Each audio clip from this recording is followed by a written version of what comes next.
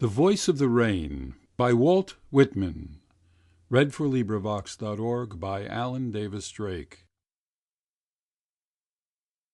And who art thou?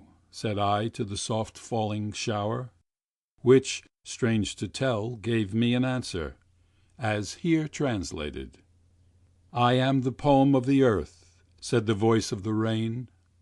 Eternal, I rise impalpable out of the land and the bottomless sea, upward to heaven, whence, vaguely formed, altogether changed, and yet the same, I descend to lave the droughts, atomies, dust layers of the globe, and all that in them without me were seeds only, latent, unborn, and forever, by day and night, I give back life to my own origin, and make pure and beautify it.